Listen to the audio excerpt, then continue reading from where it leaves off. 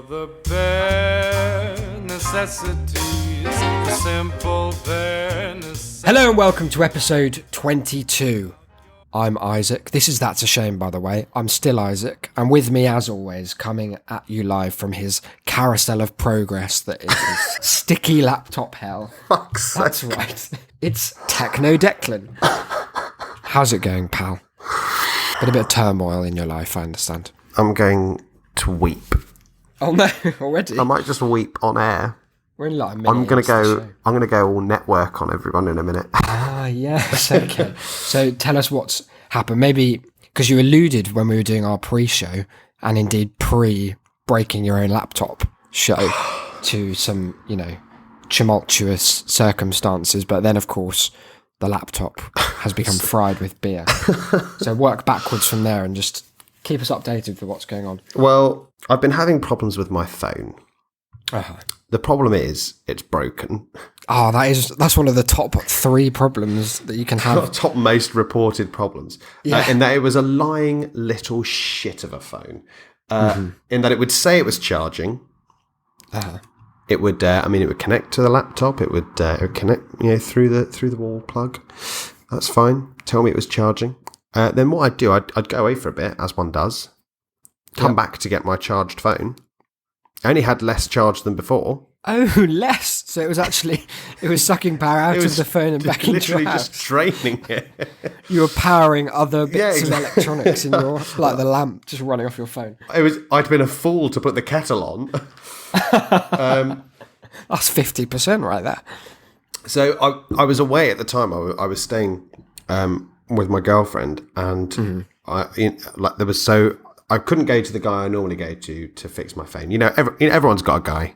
Everyone's got someone they go to. The local. Mine's called Matthew. Oh, is that the Matthew I know? Yeah, that's just my friend Matthew. He's always got a fix. Yeah. I couldn't do that, so I spoke to Vodafone. They were like, "I'll take it to Apple." I was like, "Absolutely not." Firstly, It sounds like they're palming you off as Yeah. well. Oh, come on, mate, take it to Apple. Firstly, I don't know if this is just me. I assume not, but I've never been more categorically ignored by staff anywhere than in an Apple store. Oh, really? Like I go in interesting. and they want to do, if you're not buying something, they just don't want to know. Well, I've found the opposite. I find that I'm always mobbed by staff in an Apple store. So Oh, maybe no. maybe you look like a Windows guy. I use Windows. I walk in and I go, "Can I have help with this Samsung device?" I've been trying to Bing it. Nothing's come up.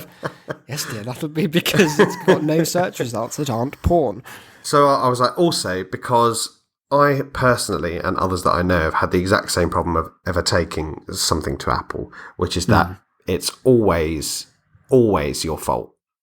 I sent something like you send it away and they'll go, "Yeah, it's water damaged," and you go, "Well, I didn't drop it in the bath. I haven't spilt anything on it, unlike my laptop. I haven't, nothing's happened." It might have been in the rain once. They said, "Do you take it out when you're outside?" I was like, "Well, it's a mobile. It's being a it's a mobile phone. So yeah, It's really one of the drawers. That'll be it. The humidity can do that." I was like, "Well, that's a problem with your device, not my use of it." And they're like, "Yeah, so sorry, that's it. It's the warranty doesn't cover it." Oh well, thanks. How much would that It be? just seems a shame that their warranty doesn't cover existing on Earth. Yeah, As a concept. one of the main sources of weather. They built it for a different atmosphere. Yeah.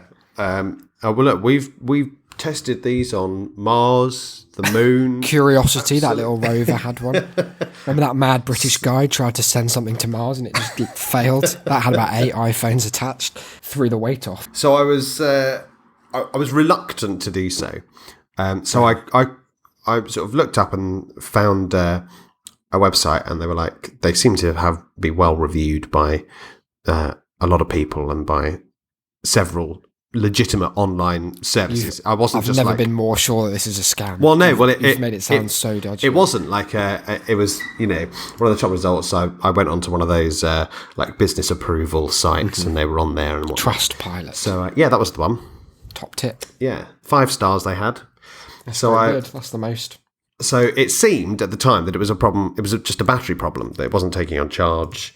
So I was like, yeah, can I have someone come out to do like a battery replacement? Look at the phone. They said, yeah, we'll get a a technician in your local area to come and have a look. He'll give you a ring and arrange an appointment. So he rang. Here's the biggest lie in the industry: local area doesn't exist, right? Where was he? This man, I was in Newbury. I don't really know where that So is. it's like near Reading. Okay. He rang me and he was like, might not be able to get there till tomorrow. And I was like, oh, you must be busy. He went, sort of, yeah. I've got a couple to do here, and then I've got 4 to do in Southampton. Oh. And I was like, oh, okay. And then he went, I could come to you tomorrow. I'm off to Bristol to do some in the morning, and then I'll be back. I was like, what? What is that? What's your definition of local area? This man's His covering jurisdiction exceeds most police He's forces. covering a third of the nation, fixing Like the FBI iPhones of wherever he batteries. goes. Yeah. What a hero. So anyway, he came round, and he was there for I think an hour and a half. He tried everything. He swapped the battery. He checked the port. He checked the hardware. He checked the software. We did a reset. We did a reboot. We did everything, and it just wasn't taking on any charge. So we'd come to the conclusion quite early on that it wasn't the battery that needed replacing. So I'd been quite quick to be like, okay, well, just pop the old one back in then. I'm not paying 45 quid for a new battery if I don't need one. But the whole time he was there, it was a very similar situation to something I brought up a few episodes ago, where I knew it was going to be a situation where whatever happened, I wouldn't be happy, because I was gearing up for a fight about paying him. And there was no reason to. He was such a nice guy, really friendly. Did absolutely everything. That's how he they could get for me. you. Exactly. But my instinct is I'm going to be fobbed off. Yeah. So I was sort of gearing up for all the reasons why I wasn't going to be paying for the repair and whatnot. Mainly that it hadn't been repaired. That's a big one. So, but then he packed up his tools and he was like, well, it's no fix, no fee. And then I just felt really bad because he'd been there for an hour and a half and was getting no money for it. He'd driven all the way back from Bristol to come and do it. And I was like, Oh my God, yeah. And so it's quite an intense drive. So I then completely changed my stance. I was like, oh, let me give you something for your troubles. I suddenly I've started a GoFundMe for him. yeah, I suddenly throwing my money away at him. He was like, no, honestly, it's fine. And I was like, oh, then I felt Sure. really. Have you got a Patreon? I'll give you 3 months. I mean, it's nothing really. But Bless. I know.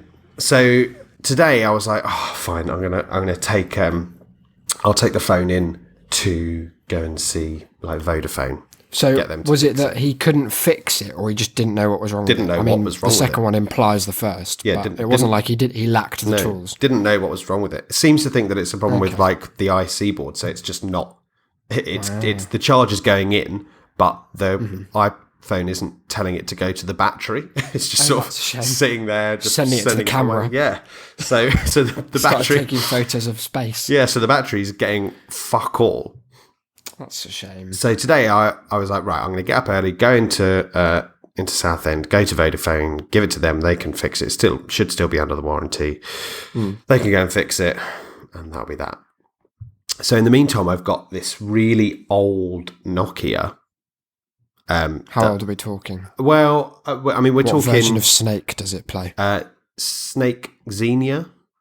Oh, I didn't expect such a specific It's in response. I'm not it's in familiar with color, Snake. it's in Oh, that's color good. and whatnot. But it is I'm still texting on T9, and Wow. whatnot. But so I've got that.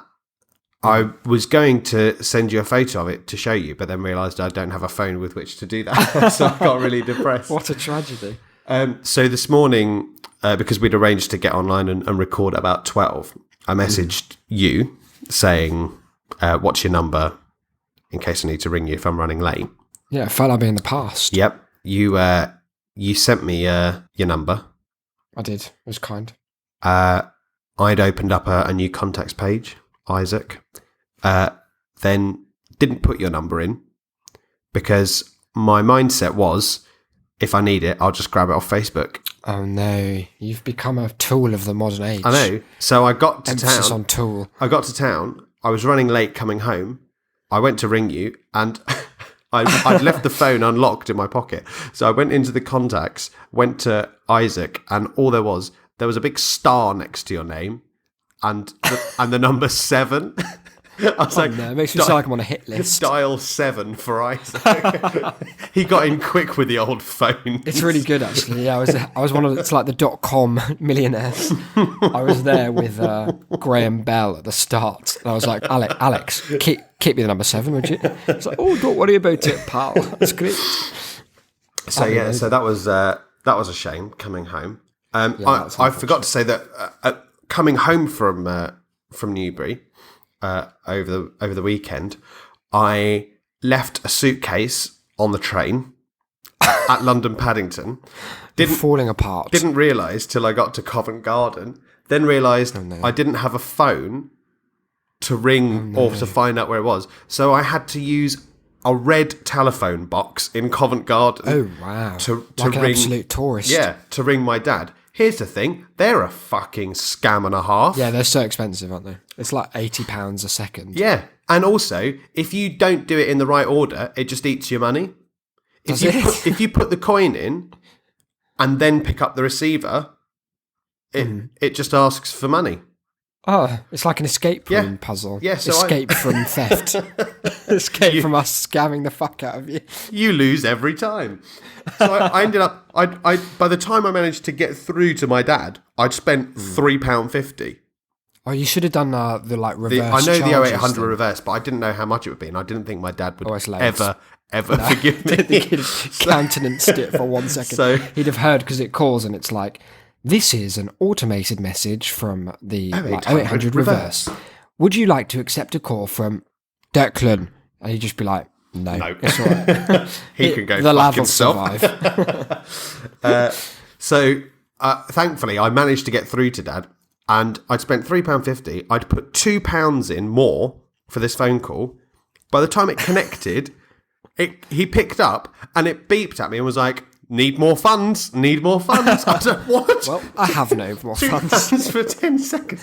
I managed to just about garble, I'm in a phone box, I need help, please. and then it like went I saw you been kidnapped. beep.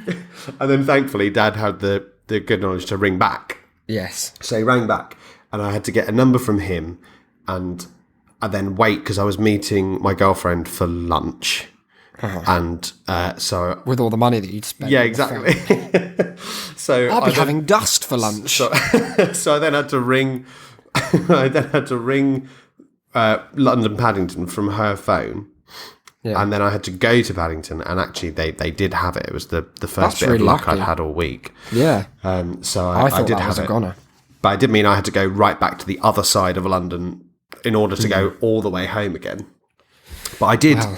I did manage to get it back. But then, yeah, I came home. We set up. I was all ready. Because update on the phone still hasn't been sent away to be fixed Good. because they don't have any courtesy phones, Oh, okay. and they don't have a feature where I can send it off for repair now and then go in to get a courtesy phone when they do have one. No, that would be silly. That would be ridiculous. Useful. You have to do it like a direct swap, like one of those things where when you're swapping like Pokemon cards as a kid, and you're like, okay, I'll let go when you let go, and you're both holding both cards. So, so I've got to go and do that still at some point in the week. So yeah, I came home. I was in a foul mood. I was boiling hot. I'd had to walk. I was hating everything.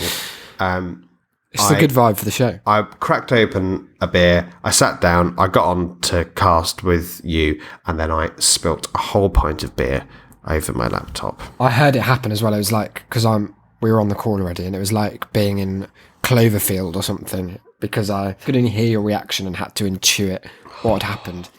It was like a thud, and then oh no, just screaming, and then like you got ever more distant, like you were, I don't know, you must have been flailing around. I was standing up and holding the laptop upside down, doing one of your little prayers. and thankfully, like my sister came to the absolute rescue. She sort of charged in with kitchen roll, and then went and grabbed. So this episode brought to you by Millie, pretty much. Yeah, exactly. Yeah. This episode brought to you by the one USB port that still works. Well, no, look, you've got another one that's working sometimes. So It doesn't seem to be. I've got a very disturbing little warning notification that came up a minute ago. even though So there's it's been nothing in there. something of a shame, your whole existence of late, which Very is kind of much. like method preparing for the show. Yeah. You're really getting into the shame vibe and uncovering new and ever more technological shames that some of us just didn't know existed. No, I do have some good news though. Yes. I do come with some good news, and that good news is I have found the DVD The debate DVD. of the Speak Out Challenge. Oh, wow. Have you watched it? No, I haven't been well, able that to should bring myself to. Maybe we should record us watching it for the first time. Yeah, Do an audio commentary. I'm up for that. Yeah, that'd be quite funny. How do you recall how many people are involved in it? How I think long? there are 18 speeches, Oh, wow. and they're all. And how long was the speech? 3 minutes. That's a lot of content to get through. Yeah, what? Maybe we I could mean, transcribe them and deliver them It's ourselves. like less than an hour, but It's going to be powerful. I'm certain of it. So yeah, we'll put Declan's speech up on the front page of the website and just pin it there forever. yep, that'll be good. That's what I want. Can't wait. It's 2007. It was. That's so long. Oh dear. That's horrid. That's so long ago. Doesn't bear thinking about. No. Go back to episode 18 with that kind of mortality chat. But look, this is going to be, all negativity aside, one hell of an episode. Yep. Because I'm reliably informed that both of us have brought content to the table today. We have. And that at this point, we're like that girl in Pan's Labyrinth when she strolls on down through a big chalk circle into some kind of hell and is met by the most sumptuous and varied feast of all kinds of sensory delights, and then just ignore that giant monster at the end with eyeballs in its hands. don't But other worry than about that, the feast is It what looks I'm focused great. on. We have everything to choose from. Where to begin? Well, I'll throw it over to you. Before we bring our main guns to the table, Oh yeah, I had a small story. sidearm. Yeah, that I thought that you and our listeners might enjoy. Okay. Of maybe the stupidest thing I've ever heard. Okay. And you were a teacher for a year. Oh, so yes. sang a lot. So I was at a family party last weekend, and we were in a group talking. I was talking to some of my dad's friends and one of my older cousin's husbands. That makes it sound like she has many husbands, but really it's that I have many cousins. Yes, that's fair. And when I was a lot younger, I used to really get on with this guy. And because we both watched House and both really enjoyed it. So I used to think that his TV taste was impeccable. Did it turn out that was just mere coincidence? Turns out it was one of those stars aligning lightning in a moments. bottle. Yeah, dear. because the conversation turned to Ricky Gervais, and he said the following sentence: "No, I don't really like any Ricky Gervais stuff, not even The Office." And I said, "How can you not like The Office? It's one of the most seminal and hilarious British sitcoms of all time." And he said, "Yeah, but I've actually known bosses like that." Okay, and that was his. And that was his whole reason for not was all? liking it. My dad's friend turned to me and just like gasped, just gaped at me and did that kind of movie thing where he sort of gestured to this guy and then to me and then to this guy and was like, "What does he mean?" Well, what? Surely you pressed him for an Well, explanation. yeah, I was like, but that's the whole reason that it's funny. And he was like, observation. and he went, it's too close, you know? It's not like What do you Vietnam. mean? It's not like he's. I can I understand, know. like, yeah, I can't watch war MASH. films because I've been in one. Yeah. But I can't watch The Office because I've seen an Office once. Is a ridiculous excuse for a reason, and I hate him. We should force him to watch The Office. Yeah, oh, well, maybe we will. Shall we do that? Okay, yeah. Should we crowdfund some kind Kidnap of him medical in system? the middle of the night or something and make him do it. Clockwork Orange's eyes open. So yeah, that's so that was nonsense. that. So he exists and shouldn't. Yeah, no, it shouldn't in any meaningful way. It kind of leads me on to a topic on which we could say a lot, but I feel maybe we break down into a few episodes worth of discussion. And this is the kind of person who uses the sentence, beginning, quote, I don't do, and then X, right? So there are multiple X's of note, and I think we could discuss each at length in different episodes, but the one that has come barreling its way into my consciousness, most unwelcome, like a horrible barrel full of sludge in the last few weeks, was a discussion. I was there, but I kind of felt like I was out of body because I was just so appalled by what I was hearing, that it was more that I was witnessing it and just allowing my mouth to respond every so often with, what do you mean, type questions. And it was a person who started this conversational gambit with, yeah, I just don't really do film. And I was like, okay, what do you mean by that? Like, you don't have a favourite film. You don't have time to watch it. No, just don't really. I mean, there were some great films in the 60s, but after that, and after that was just left to hang in the air. After that, ... like in the way that you do when you don't have a follow up. Because after that, after that, there is no point. After that, it stopped being the 60s, and therefore I arbitrarily stopped liking film. But yeah, he was like, yeah, after that, I mean, yeah. I was like, okay, so you think there have been no good films since 1969? That was like the cut-off point. He was like, yeah, the thing about modern films is, modern is an odd word to use in the context of like 1970.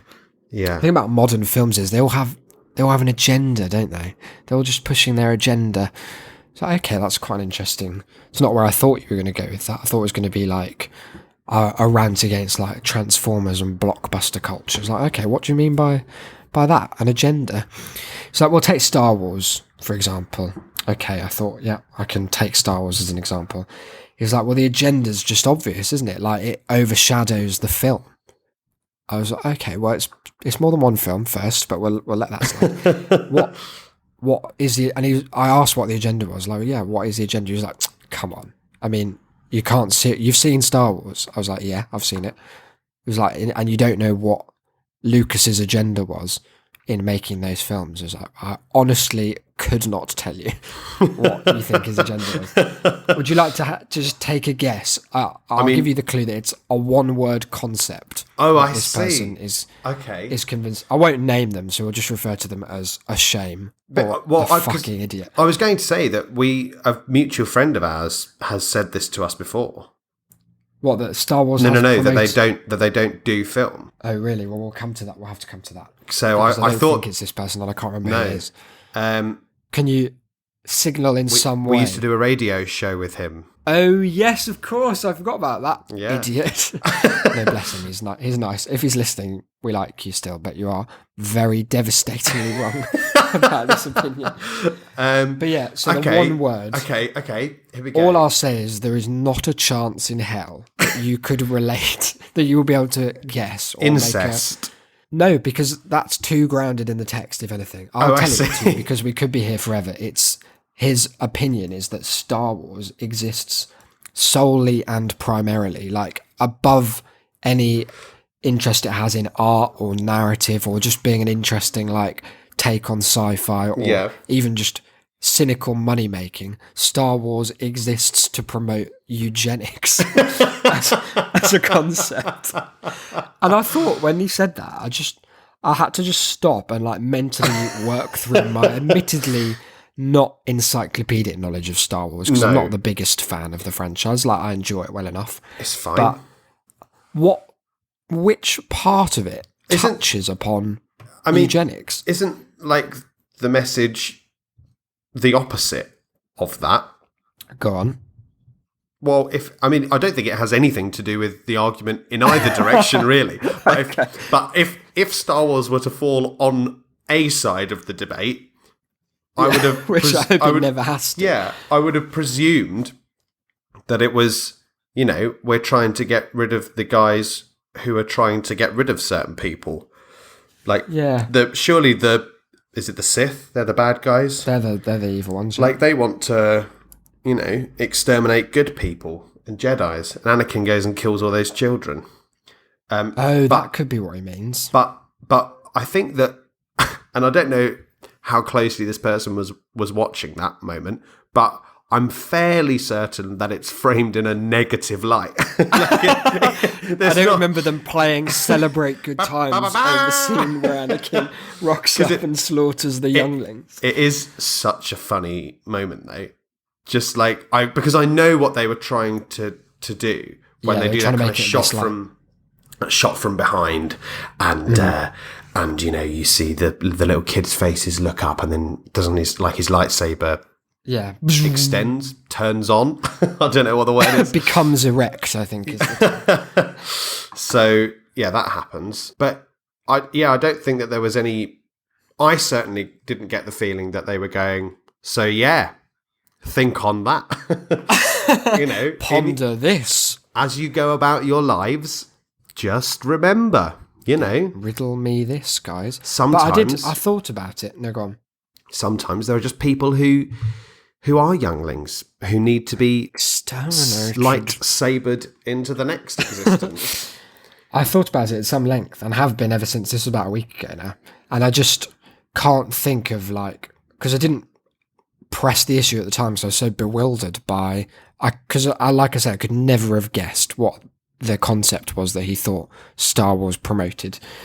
And I've just been thinking back to endless scenes of Yoda flipping around, alternating between being heavily disabled and mobility impaired, and then flying the fuck around like a balloon that's had the end cut off with limitless energy, failing to fight that robot or whatever. I mean, I don't really know what happens. And even if you take the high perspective of Darth Vader, he has 2 babies, but he doesn't kill off the one that's not a Jedi. So I just don't understand at all what it's going on about. It's such a shame. Yeah, it's nonsense. It's such a wrong opinion. But imagine, not even leaving the Star Wars drivel behind. I mean, the concept of I don't do film. Yeah. How can you entirely dismiss a whole medium? Yeah. How do you go the very concept of moving images doesn't do it for me? It fundamentally annoys me. It really does. I mean static is fine, but do they not do home video? I don't know. Yeah, where do you draw the line? What about a GIF? It's fine if there's no sound. I like silent film. Well, here's the thing though. So they went on this big "I don't do film" rant, telling me about the 60s was the end of meaningful cinema and blockbusters are all just bullshit. Incorrect. And Star Wars is basically Hitler. And what else? The only decent the only great work of cinema is the Fistful of Dollars, A Few Dollars More, Good, Bad and the Ugly trilogy. What's that called? I think it's just called the Dollars trilogy, informally. That was the apex, and then it was all downhill from there. And the end of the conversation, because like I say, I was very much in passive listening in awe mode. Yeah. And I didn't really want to challenge it because I knew it was just such bullshit that where do you even start with that position? But it ended with the revelation that this is someone who is about to embark on a 2-year study of film, which really upset me as a concept. They're about to do an A-level in film. So that clues you in that this is a younger person. And perhaps from that perspective, we can allow, a token gesture of they'll come around. It's a phase. But the thing is, I've known this person for a while and it's not a phase, and they're doomed to forever be a horrible, wrong-headed, film genius, film-hating idiot who will, really set the world back a few years. That's just reprehensible. It is a shame. Because, like you say, I was thinking about this argument in the broader context of people discounting entire vehicles for narrative or mediums of art. And obviously it's a bit arbitrary in theory, or there's a spectrum, I guess you'd say, because we don't look down as a society on someone who says, I just don't do comic books, or I don't do anime, or something like that. There are fringe media, which presumably only because they exist in the fringe and haven't been accepted into the canon of, I don't know if it's academic study or just popular consciousness. Probably a bit of both, like one informs the other. Yeah. But it's fine to say that. But it's not fine to say I don't do film. Or the other one that I was going to say for another episode, but we might as well just look at anyway. When people say, yeah, I don't do books. I don't really read. What do you mean by that? What you mean is I can't be bothered. Yeah. Rather than... Well, that is it, isn't it? Disagree with the medium. Yeah. I mean, we do sound like old bastards. But But it is just true. Like, if you say you don't do books, you are just lazy, illiterate, or stupid. Or a combination of all three. Powerful combo. You are certainly ignorant. Like, does that mean that you don't do reading? Like, do you also not do newspapers? Magazines. Do you not do, like, online articles and stuff? And if so, would you dismiss the concept of articles that are in print form? And is it just because it's in print? Are you paper phobic? Or are you just trying to be a little attention seeking? Yeah, it's kind of like there are two things that annoy me about it particularly. Because, I mean, not everyone has the time to read a book. That's fair. Not everyone has the inclination to want to, or maybe your like circumstances have not allowed you to develop an appreciation for literature. And by analogy, like film could also fall into that context, but it struggles to, just because so much money is spent on making it as eminently consumable as possible in so many different ways. But it's less that you don't read or you don't watch film, and it's more the smug kind of pseudo countercultural anarchic will to advertise the fact that you do, as if it's like cool and acceptable. Yeah, I don't really do film. I don't really. Fuck it. I don't do books. Like it's a smugness, I think. Yeah. Which takes it beyond just I don't know, perhaps not intentional deviation from bothering with an art form to just like actively being like, yeah, look at me, guys. I'm too cool for words. It's a shame overall. I conduct my life through charades. It takes a long time, but you really appreciate it after a while. You get really good at gesture. Yeah, don't ever introduce me to this person. Oh no, I won't, because I think you'd have them killed. Yeah, I find it much harder to restrain myself in the way that you have done. Well, I like to. It's the same reason that I've just over the last few years I've just given up arguing with people who have flagrantly wrong opinions about most things. It's just like, why bother? Like it's so much effort, and they're probably too stupid to realise anyway. Yeah. Focus on more positive avenues. It's slightly different, but the original I don't do that has been a theme in my life as someone who's like of the generation that's grown up. I can't remember if I've mentioned this on the show before, but I read an interesting article a few months ago about precisely people born in like the first half of the 90s, maybe late 80s to first half of the 90s, was that they're a generation that's forever going to be plagued by being everyone's tech support, because the generation earlier, or I mean, these are generalizations, you realise, like I don't get emails telling me I'm wrong about this because it's true across the board. I think the generation before grew up at such a time that they were old enough to be aware of having to learn about computers. The generations afterwards have grown up with these magical, like, black boxes that just produce the internet in some miraculous way that no one will ever understand. But we, happy few, plagued as we are by this endless stream of, like, how do I set up Word? We are, like, certainly for me, it's true that I grew up with it as something that was growing alongside me in development, but that I always had to kind of stay on top of. But you just kind of do at that age. Like, it's not a big deal to work out how to do stuff. So the argument was that, there's this like sweet spot where everything before was not native, everything after is too native. And so there's this little micro generation that's either been fucked over or done quite well out of it. But leaving that to one side, the expression that is heard all too often in, like, even amongst our peers, I think it's not even like an old person thing anymore, is just, I don't really do computers, What do you mean? They are everything.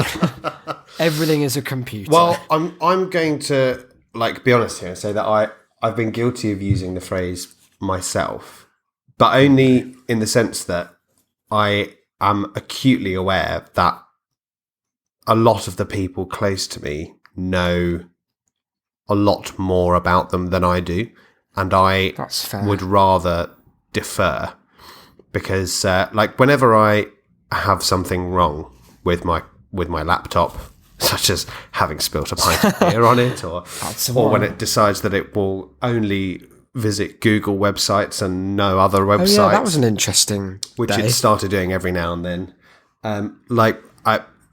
If you're online, you have to hand a million responses, and I know to Google these things and find out what the sort of first suggestions are, but you come up with commands to put in. Before you, I'd never heard of Windows key plus R. Oh, I haven't lived. No, I know. And so because you see, I though we grew up at the same time, albeit I did so a year later, you old bastard. Hell of a year. You should have been there, man. Late 92. It was all happening. So we didn't have a computer till really late. Yeah. And we didn't have the internet until even later. And until I went to university, I never had my own computer of any kind. We just had the home computer, and it was so kind of fiercely protected that I daren't ever kind of fuck about with it, or try and learn things practically through it in case I accidentally deleted something essential. I've practically learned how to to ruin delete a computer. how to remove System 32 or whatever it is. Score. So I was always kind of deathly afraid of them, in the sense that whilst I was aware that most things are unmanageable and fixable probably quite simply if you know what you're doing, that there are one or two things that are simply final in the way in which they affect the computer, and certainly your use of it. I remember that my nan had a computer and had the internet. I used to go on that a lot, and I fucked it up twice in almost catastrophic ways. Oh no! What were you doing? Well, Habbo Hotel. Well, I mean, no, I never did that until we went on that. I was talking about that the other day to my girlfriend. We should absolutely do that again. Yeah, what a place. But no, once I accidentally downloaded a virus. We won't talk about how. Leave that one. The other time, because she, in order to save electricity and whatnot, after you turn the computer off, you always had to turn it off at the plug. And I turned it off. They hate that. And as it was turning off, it got to the stage where it always goes boom, and then turned off, and then I turned it off at the plug. And so it did that. And as I switched it off at the plug, it came up on the screen, installing updates, do not turn off your computer. Oh, no. And I turned it off. And after that, I mean, it was fucked. It wouldn't do a thing. My uncle is he's such a fascinating man. We could do so many episodes on my uncle. But he is not the most educated man, I'll say that. But he has a fantastic mind. He's not one of those kind of film savants. He can just in that interface into the machine. Yeah, in that some certain things, he just gets, he can understand something. He, if you asked him to do a sum, nothing. But he could take a gearbox apart and put it back together when he was 12. Yeah. Which is just a fundamentally impossible thing to do. And no one's ever actually done that before. No, and as things moved on, he managed to apply that to computers and just knew he was just the computers guy. So whenever I fucked anything up, he was sort of dragged round to fix it, to clean up. Yeah, the mess. Exactly. And he was like, "Why did you turn it off?" And I went, "Well, because that's what Nan says to do." He was like, "Yeah, but it said don't turn it off." Yeah, I know, That's a lovely explanation. I was already turning it off. He was like, "Well, you should have stopped," because because it's fucked. And it I mean, he got it back up and running, like and seemingly fine. But he was sort of there for about a day and a half, just because it was one of those things where, for me, certainly, it would just be the end. I'd just be throwing it away, where it wouldn't even get past the sort of the initial turning on screens. Oh yeah. Like if it gets into Windows, like if you can log on, you feel like you have some context. Yeah, you've got foundations to work with. There are things I know to do, and I would be reasonably optimistic that if I gave it to someone who did know more about computers, that they'd be able to do something. When like you can't get past remember the old screens that used to be like press whatever it was, like control to enter whatever mode, and entering safe mode and all of this, and like when it would just get to that and then sit there. For me, that was it. I was like, well, this is broken. You've lost all your environment. I don't know like being anything. a doctor inside a pigsty or something. Yeah. You wouldn't know where to go. No, not a clue. So, I mean, I understand where the phrase comes from. I know that because I think there are two situations in which you use it. One is like people like myself who say it as a kind of self-deprecating admission of ignorance. Like I don't know as much about this as I should, given that it's an essential part of my and everyone else's existence. But there are people who are better suited to it. So also, I can't be bothered. But then I think there are people who have just decided that they never will learn anything about it, never want to, and then they're like, oh yeah, I don't do computers. I still have a pencil diary and I use a calculator, a calculator. And those people are frankly horrible. It's weird.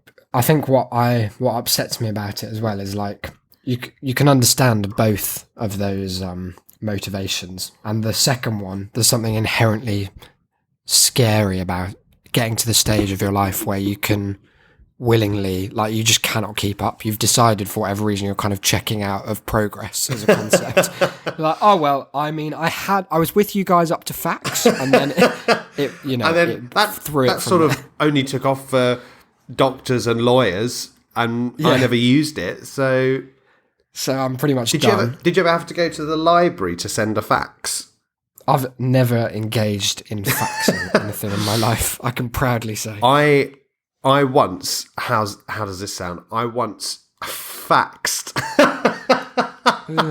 I once faxed a Valentine's card. Oh no! Why? Well, because who did she live in the past? Was it an 80-year-old you were courting? Yeah, Doris will love this. I was dating. No, hang up the phone. Doris has got a fax coming through. I was dating a local nurse. It was the only way I could get to her. It was either that or page her. No, I can't remember. I think that they were sort of like it was one of those family friend things where, we'd sort of been to school together and whatnot, and we knew their number, like we knew they had a fax, and I decided at the last minute that I was going to send. That's a sentence you never want to associate with the sending of a Valentine's. That I was going to send this Valentine's card, and so I sort of said to Mum, I was like, "Yeah, look, can we send this?" And she was like, "Oh, it's a bit late to post it, so I mean, we could fax it." And so they'd arranged. Your mum was 100% fucking with you. It's really sad because I was like, she sort of had arranged that that she'd fax it through, and the girl's mum would get it like the night before and then give it to her the next day. Yeah, but as it came through, like the fax machine went mental, and it started like printing 100 copies of it or something. And it's like she came down to like all these copies, like broken black and white copies of my scrawled Valentine's card, like all over the living room floor. Threat at that like point. her mum just sort of screaming at this machine to stop. There's only so much love anyone can take. She's unplugged it from the wall and it's still going. just going. Must print. Must spread Fucking hell. the love. That's horrid. How old were you? Oh God, don't. This ask. must have been what, like 1968? Yeah, that was the one. It was a good year. No, so I mean, yeah, that is my only real interaction with fax. They always used to CBBC always used to ask you to fax stuff in. Like, do you remember that? They'd be like, "Oh, if you want to enter the competition, you can call us here, or you can fax." Fax Won't it be in. doing that, thanks, Barney. I remember I once I sort of half heard one of these competitions that was going on, and. So you ran to the fax machine. No, I ran to the phone and I picked up the phone and I dialed the number because I thought that they'd said, if you are a child and you would like a free toy.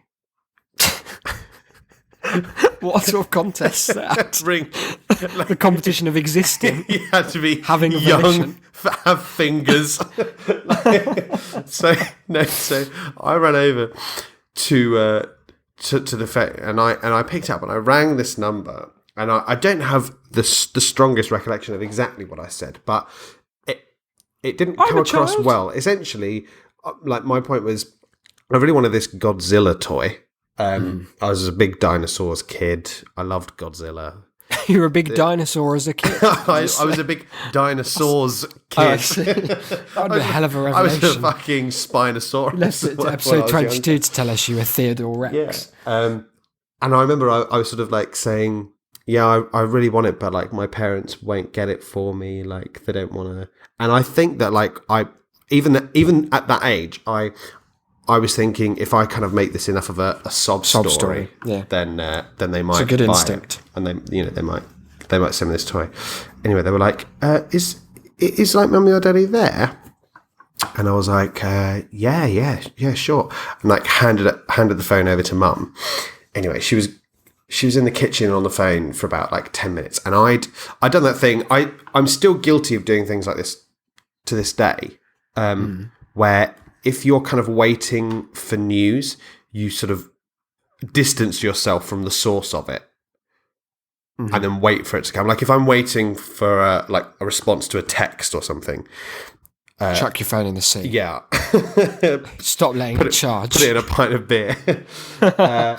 And then sort of like come back to it ages later and hope that there's something there, which is great when it works and just even more depressing when it doesn't. Yeah, so anyway, it's a real gamble. I ran upstairs to my bedroom and I was there for sort of 10 minutes and nothing happened. So I went downstairs and I was watching TV in the living room. Anyway, mum came in fuming because apparently I'd rung not for a free toy, it turns out, but either, I can't remember which it was, but it was either for a doctor or because I needed someone to talk to because I was like being abused. Oh no, like the number at the end of the thing. If you've been affected Yeah, by exactly. any of the issues in I this think episode, they must have just had like and you'd like a free toy. If they must have just had like a particularly harrowing episode of Tracy Beaker or something on and been like, or my if Tracy anyone- gets punched to death by Chef. Yeah, and apparently Mum had to sort of spend the last 20 minutes convincing the person at CBBC that she wasn't an abuser. Sorry about that. Incredible. It was, wow. it wasn't my finest moment. So that's both fax and phone that you fucked up in the last few years. And Have you thought laptop about now. just steering clear from anything with an electro Probably, pulse? yeah. I mean, Not it gonna probably do well would in the do road me age. do me good. We're in a fun situation now where the mouse pad on my laptop isn't working.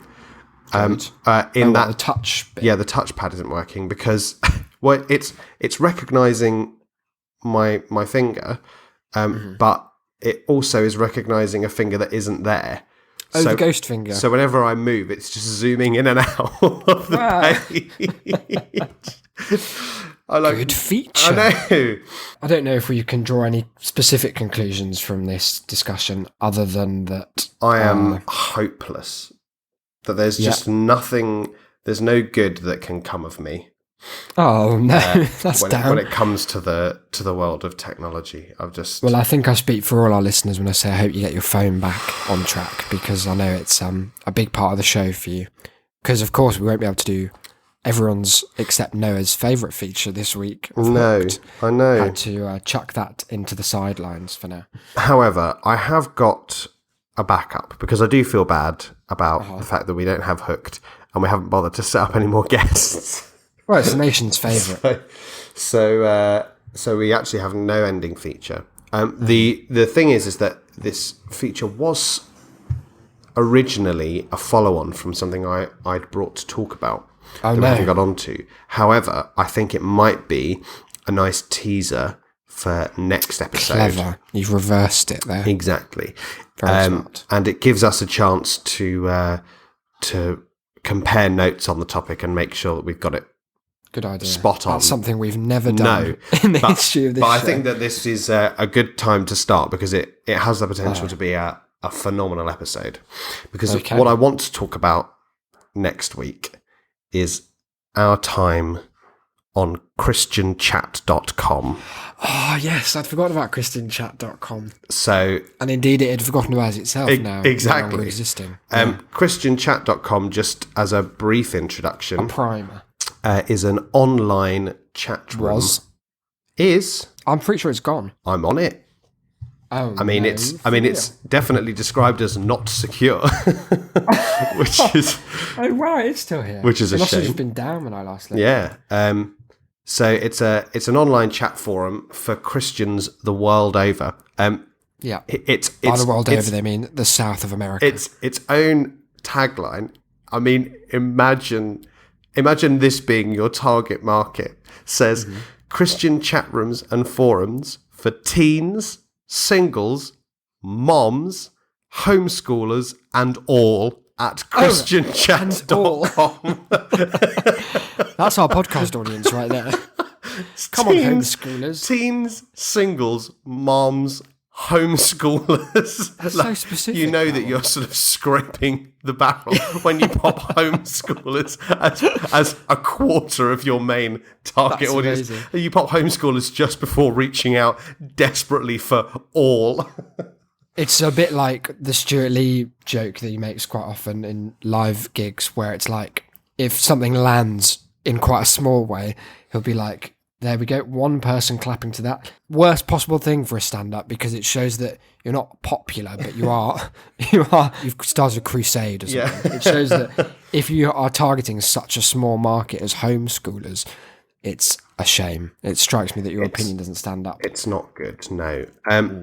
One of the things, though, that we really enjoyed about ChristianChat.com is it wasn't just a place for Christian chat. In fact, as you'll find out, it wasn't a place for any Mostly Christian not. chat. They didn't like our godfulness at all. No, not even one little bit. But it was also a place of poetry. Oh, it was. So I mean, I was going to send you some of these, but I now no longer have the capacity to do so. Oh, yeah, that's a shame. So what I thought is, instead of Hooked, I'll read a couple of Christian poems, I would love to witness if that. I may. The thing about these is that some of them that we found, and I will try and I'll try and get my old phone up and running. You can't take it off of charge luck. if it's on. I did get it on yesterday, but then I realised that the impetus it's for a me getting landline. the impetus for me getting a new phone was that it would die on 98% battery, so it's just got to always be on charge. But I'll go back and try and find, because I did screenshot some of our absolute favourites. But others are just, they're really sad in a sort of more subtle way. They were quite kind of prolific in their output. Oh, as well, God. as I recall. Yeah, there's loads. It's been a few years since we last scoured their forums, so I can only imagine there's another. I mean, there's few been volumes. at least 30 in the last week or so. Wow, in the last week. Yeah. Bloody hell. We should say as well, this is not I hesitate to call it a feature. This is not a feature, I'll say that first. This is not a feature designed to mock religion as a concept. Although because I we think you often will. Well, I mean, it's less about the religion and it's more about the fact that some people, the particular bent of their religious inspiration is to write usually atrocious, objectively so as well. Like it's not that we're mocking it because it's religious, it's because it's bad and happens to be. Yeah. It happens to be that christianchat.com, in the same way as the white supremacist forum, which we'll inevitably get onto eventually, Definitely. were both absolute cesspits of terrible poems, but terrible in a funny way. And with that in mind, This is from That's all. Australian user S Word. okay, what's the S word? Sin, I think. Probably it'll be hard to find out because they are a banned user now. Oh no, their poem was so provocative. Yeah, I really want to know what this option means, because it's got a couple of details of their profile. Mm-hmm. They joined on June 28th, 2017. Okay, so they haven't been around long. They're 74. Right. In between joining 3 weeks ago and getting banned, they posted 147 times. Oh wow, that'll be why they were banned then. This poem is called Content with Who I Am. Ooh, I like that. I've left them in the desert, on the beach and in the snow, on the mountain tops, the riverbeds, in fact, everywhere I go.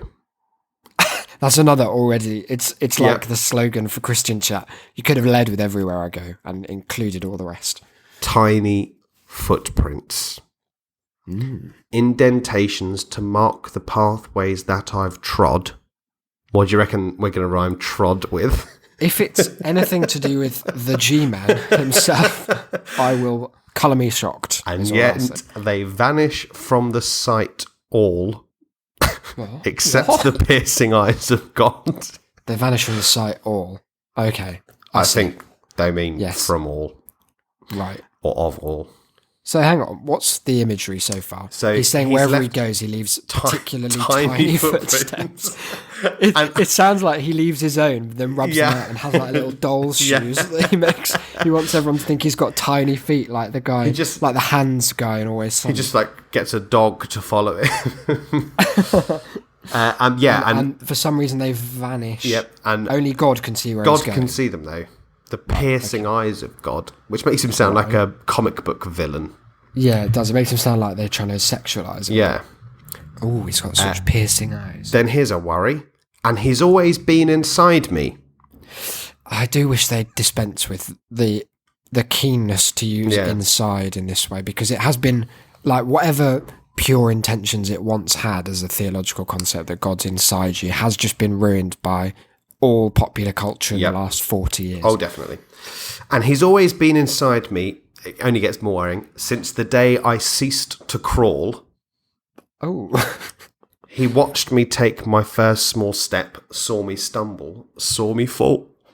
Oh, I like here they seem to have kind of tacitly advanced a pro-abortion argument, saying that God only became inside him after he could walk. Yeah. So like he wasn't a person, he didn't have a soul until then. He's a progressive S-word. It's a bit like the whole thing of babies, like unbaptized babies going to hell. Yeah. That used to be an unpopular, for some crazy reason. And remains but official so. stance. Yeah. Life lets me make my own... he's got a bit cockney. Life lets me make me own mistakes. Governor? And God, how many I've made. Oh, bit of blasphemy there. Yes. Life lets me make my own mistakes, and God, how many have I made? But thank the Lord, I've learnt from them. That's how life's game is played. That's kind of cynical. The life I've lived, the guilt, the shame, but I wouldn't change a dot, because it's made me who I am today, and to me that means a lot. And then this is maybe the saddest couplet of all time. I'll never be an Einstein, a Rembrandt, or Khayyam, but I've gained a greater inner peace, and I'm content with who I am. Who I am. Bloody hell. I like that who is Khayyam? I don't know. How Right, we I think spelling he definitely had to look. I reckon he got that from rhymingdictionary.com. it? How is it spelled? I want to look him up. Kyaam. Kyam. Sounds like a Star Trek figure. Yeah. Okay, KYAAM. Yep. Well, it's no one of Google's Good. finding. Good. So he made that up just for the rhyme. Unless he means the Twitter user, who is a German, a French Wimbledon fanatic. Oh, wow. Probably. So it'll never be that. It's a shame. Undoubtedly, I'll fall again. Mistakes will knock me off my feet. But there'll be new encounters, mate. Past sins I'll not repeat. For I store them... Oh, no. Sorry. In my cellar, along with all the dead. Well, you say that. But he says, for I store the memory of my crimes. Like... No, he doesn't. I store the memory of my crimes. No, wait, this is such a troubling end. For I store the memory of my crimes like others store their gold. And my treasure house bank. And my treasure house keeps growing as my future life unfolds. Oh, that is another way of saying I've killed before and I will do it again. I know. And Well, that's why they're banned. he's also ended with an ellipsis that's 14 dots and then said by S word. So this man is confessing on Signed his his own death deathbed. warrant. That's a man who should not only be banned from Christian chat, but from society at large. From partaking in The memory of my crimes. Wow. from partaking What an in image. the very idea of liberty, freedom. That really took a turn though, didn't it? Yeah. It started so innocuous and then he confessed to being the Yorkshire Ripper, So essentially. hang on a minute. What? Now I'm really worried about this tiny footprints line. Oh no, he's saying that only God knows that he's got loads of children's feet stapled to his own back from all his killing. Wait, how long ago was it that the Moors murderer died? Is this him I don't under know. under a different be, yeah. guise? Fucking By any hell. other name. So that's an example of the kind of Yeah. tangential tragedy. Because the thing is, like, the religious element of that poem is so minor. Like, it's so Yeah. little of what it's saying And that that you couldn't even mock it if you wanted to. no, and that was a real theme of Christian chat, was that the religious yeah. element was at best minimal. Yeah, because we'll talk about this in episode 23. Yeah. And I'm sure there's some kind of biblical significance to the number 23, or maybe I'm thinking of the Jim Carrey film, but one of the two applies. But we'll try and theme it around that. Yeah. But it was mostly, like, the live chat section was mostly people trying to, like, pick each other up in Yep. vaguely biblical ways. It was a very, very odd environment. There's another user here called Secondhand Hippie.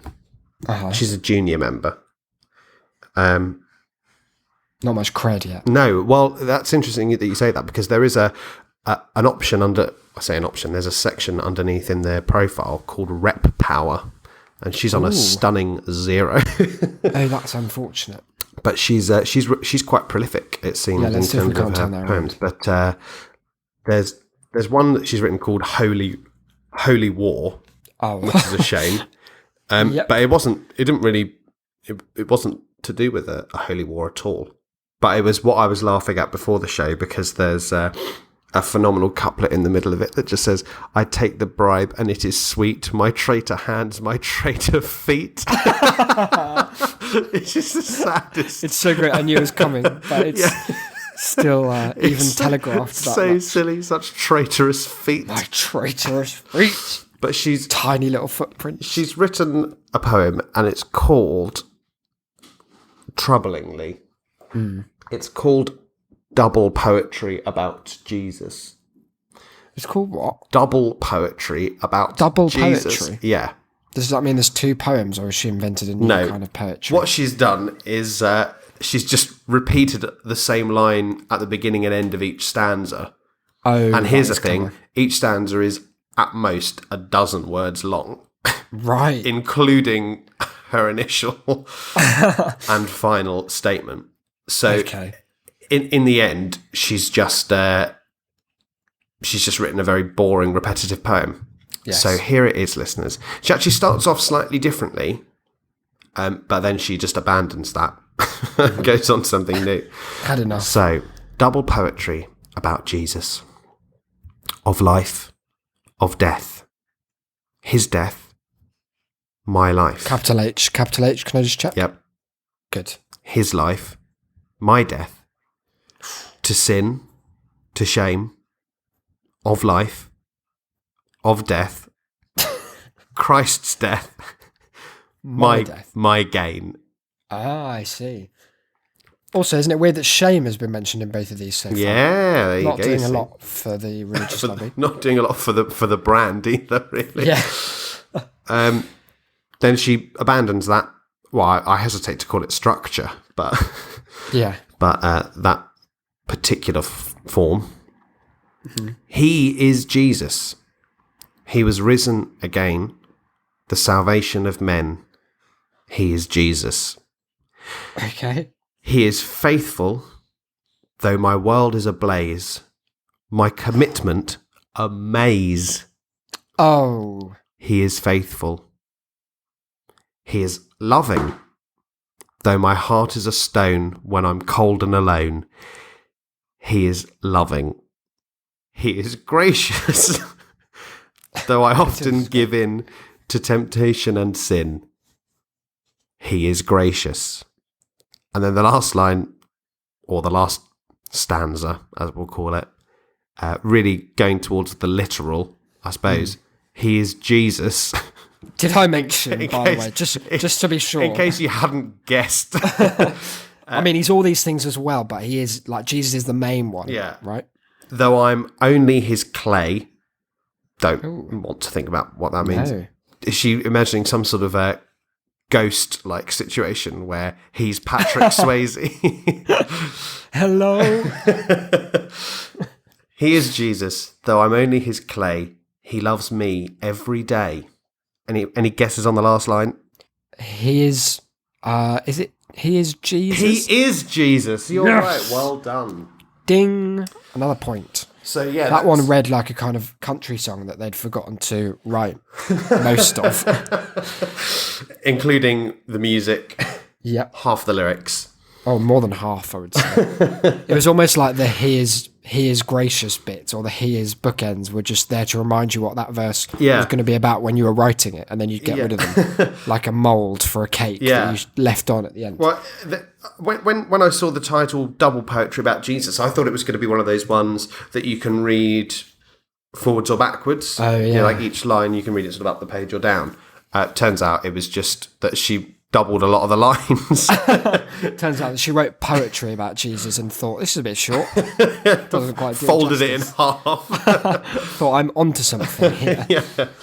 So, Well, so that, I think that's that very nicely teases. yeah, that's just a taste of episode 23 right there. It's going to be a powerful endeavour. We should move on to shame mail before Oh, we of head out. course, yes.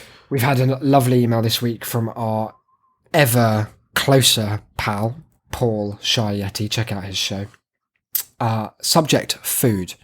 Hi guys, what types of food do you love? And, more importantly, he correctly identifies what foods are a real shame and should really be stomped on violently and crushed. Double attack there from Paul. Yeah. I used to really hate radishes and beetroot, he says, but have finally made peace with them, brackets, in the right context. I'm going to assume that's an eating context. He makes it rather sound than like Northern Ireland. He's got a Good Friday agreement worked out with them, as long as it's in the pantry. Mo Molan just had to come to his kitchen and just really get both sides talking, get them around the negotiating table. Yeah. I also have a bit of a love-hate relationship with pears, which is a great sentence, although they're pretty good when cooked in some kind of cake. He's distracted himself here with cake. Cakes. Cakes are definitely not a shame, although they are majorly to blame for making me fat. Ah, well, keep up the good work. Long live pastry-based goodness. Salutes respectfully, Paul.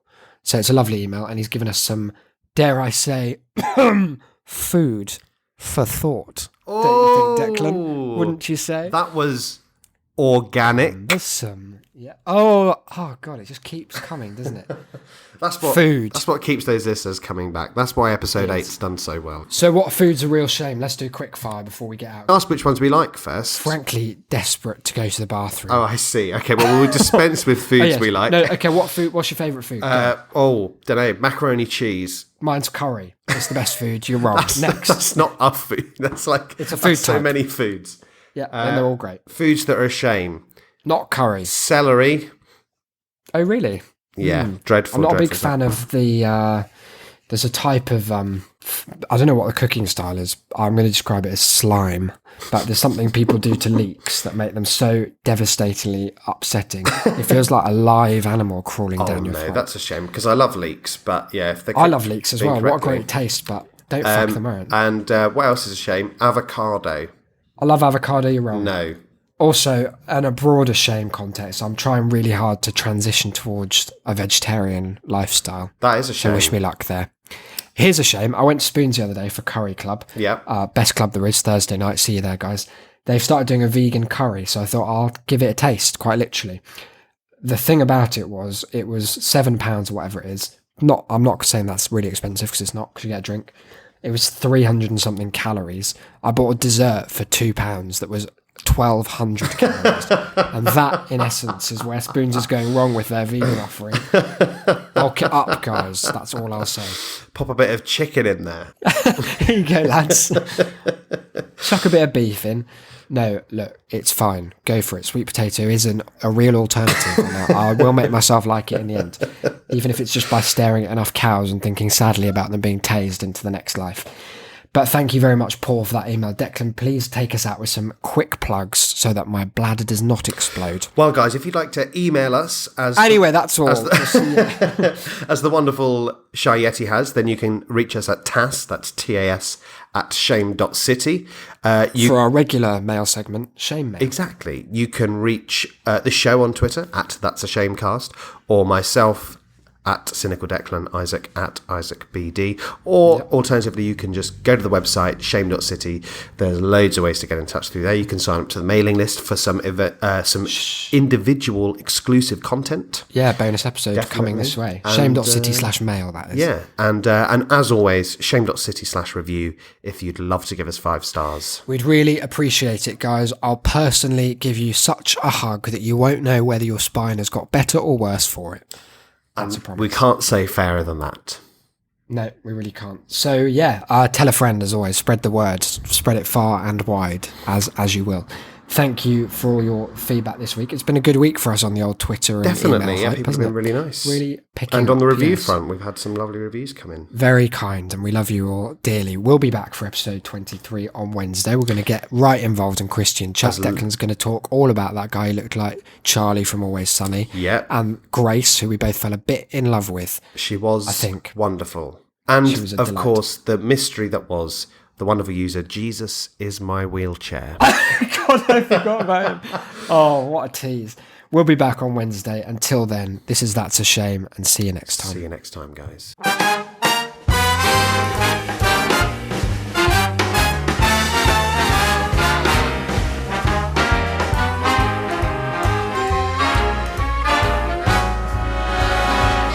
Look for the bare necessities, the simple bare necessities. Forget about your worries and your strife.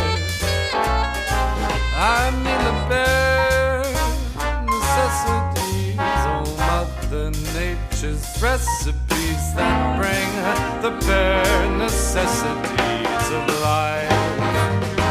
Wherever I wander, wherever I roam, I couldn't be fonder of my big home.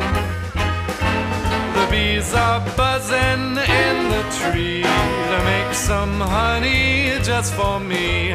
The bare necessities of life will come to you.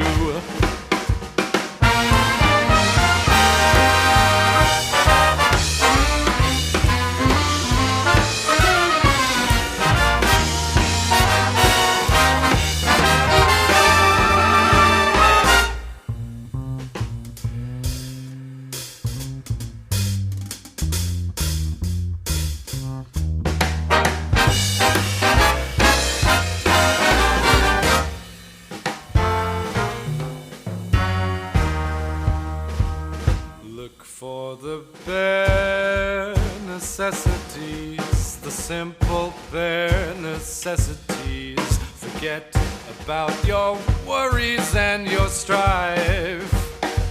I mean the bare necessities, oh recipes that bring the bare necessities of life. Wherever I wander, wherever I roam, I couldn't be fonder, my new home. The bees are buzzing in the tree to make some honey just for me. The bare necessities of life will come to you.